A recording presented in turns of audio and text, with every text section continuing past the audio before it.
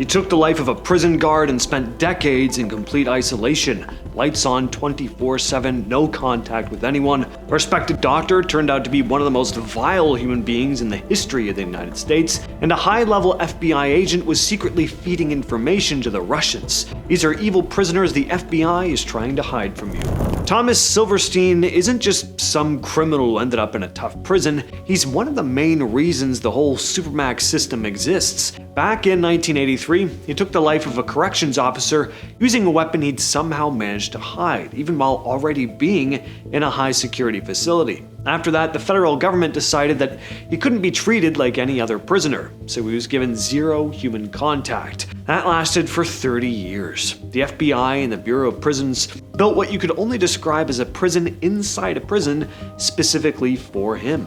For years, he sat in a basement cell in Atlanta before they eventually moved him out to Colorado. His cell was roughly the size of a king-sized bed. The lights always stayed on 24 hours a day because they didn't want any chance of him using darkness to get the jump on a guard. He couldn't talk to other inmates. The only way he interacted with staff was through a steel mesh screen. When he died in 2019, he turned into something of a legend inside the system, not just because of what he did, because the government had managed to keep him in complete isolation for longer than a lot of people have been alive.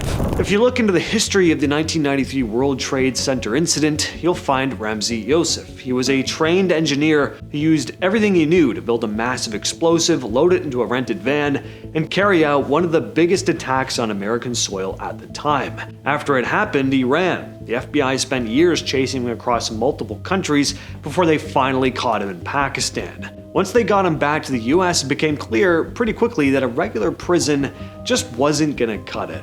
He's now in the most isolated part of ADX Florence, a section called Range 13. He's been placed under something called Special Administrative Measures, which basically means the government treats everything he says or writes like weapons. He has no media contact. Every single piece of mail goes through intelligence officers who are looking for anything suspicious. They're genuinely worried that even a regular-looking letter could have coded instructions buried in it for someone on the outside. His cell has a window, but it's angled in a way that you can only see the sky, not the ground. You can't see any other fences, it's just the sky. They've completely cut him off from the outside world. Michael Swango might be the most unsettling person on this list, and a big reason for that is how trusted he was. He was a doctor, worked at well-known hospitals, had a very good career, but everywhere he went, people around him started dying. He had a serious obsession with poisons and would give his coworkers and patients things that would make them violently ill or worse. The FBI eventually caught up with him after he tried to escape to Africa to keep practicing medicine there. Because of how completely he betrayed everyone's trust, being that he was a doctor, he ended up at the Supermax. He's not in the ultra-isolated wing like some of the others. He's in what you'd call the general Supermax population, which still means a concrete room with a sink and toilet built just right into the wall. There's not much information that comes out about his daily life because there's just not a lot to talk about. It's a miserable existence, one that he very much deserves. For more than 20 years, Robert Hanssen pulled off something that sounds completely made up. I mean, this is real movie territory stuff here. See, during the day, he was a senior FBI agent. His job was to catch foreign spies, but at night, he was working with them. He handed over thousands of pages of classified information to Russian intelligence in exchange for diamonds and cash. Because of what he gave them, several American spies working overseas were found out. Some were unalived. When the FBI finally found out Hanssen was the mole that they'd been looking for, they threw him straight to ADX Florence, into a cell where the chances of him passing along anything he still knew were basically zero. For years, he was one of the most quietly hidden prisoners in the entire country. He knew things about American security that couldn't be allowed to get out, so the government made sure he lived in total isolation. He wasn't allowed to have visitors other than his immediate family, and even those were monitored. He died in his cell in 2023. That's one of those cases where I'm like, surprised they didn't just kill him. Not that I'm saying they should have, but it's like, I don't know. I feel like, why not? Anyway, Larry Hoover, still a major name in Chicago. Even now, he built one of the largest criminal organizations in the country. At its height, we're talking tens of thousands of members and millions of dollars flowing through. But even after he went to state prison, the FBI figured out he hadn't stopped running things. He was using visitors to pass along messages and was basically holding meetings inside the visitation room. The federal government eventually stepped in and had him moved to the Supermax to cut all that tomfoolery off. And since then, his ability to communicate has been almost completely shut down. His legal team has spent years fighting to get him moved somewhere else, arguing that the level of isolation he's kept in is cruel and unusual, but the government worries that with the amount of power and influence that he has, if he were allowed to communicate freely, it would immediately have an effect on crime in the street, so he's kind of become a ghost. The Aryan Brotherhood is one of the most violent groups operating within the prison system. Tyler Bingham was one of the people running it. In the early 2000s, the FBI launched a massive racketeering case against him, exposing how he used coded messages, sometimes written in invisible ink made from citrus juice, to order hits on other inmates across the country. So clearly, regular prison wasn't enough. He got moved to the Supermax. He now lives in what's called a control unit, which is a part of the prison designed for people who can't be trusted around even other inmates. Everything he touches gets checked, and everything he writes gets read by people looking for hidden messages specifically.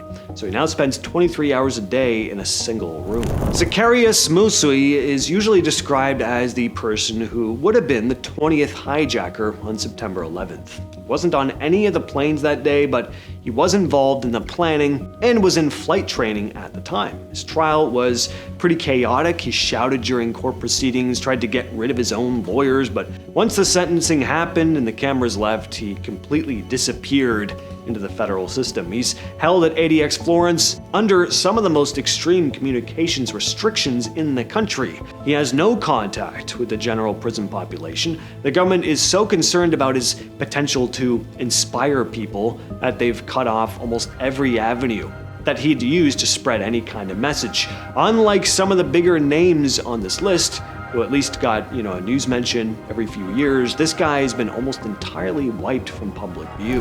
Eric Rudolph was genuinely hard to catch. After the 1996 Olympic Park attack, he ran into the mountains of North Carolina and survived out there for 5 years. He knew how to live off the land, how to stay hidden, how to steal what he needed without being seen. To some extremist groups, that made him look like some kind of folk hero. When the FBI finally found him, though, he was digging through trash behind a grocery store. And they knew exactly where he had to go. The Supermax. It's basically the opposite of everything that he thrived in. Instead of the open air of the Appalachians, he's surrounded by 4 concrete walls. And the FBI watches everything he sends out, because in the past, he tried to write essays that justified his actions and stuff like that. They see him as someone who could push others toward extremism, so they use the prison's communication rules as a way to make sure his voice does not reach anybody.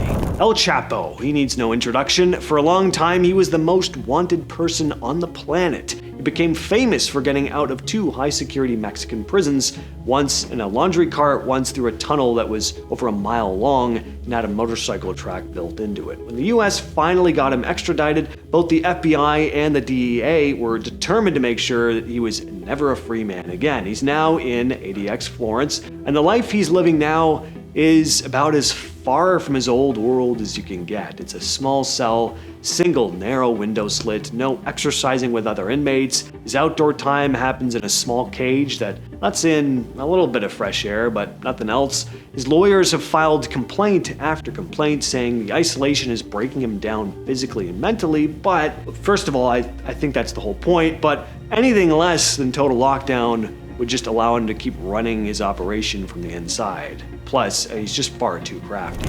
It was a huge operation, but here's what made him different from pretty much everyone else on this list. While all that was happening, he was also working as a top-level FBI informant. The feds weren't just aware of him, they were actively covering him while he took out his competition. Some of the agents who were supposed to be stopping people like him were basically running protection for him instead. When all of that came out, Bulger ran. He stayed off the grid for 16 years and climbed all the way to the top of the most wanted list. They finally found him in an apartment in Santa Monica, California. That's when the government's real headache started, because Bulger knew everything.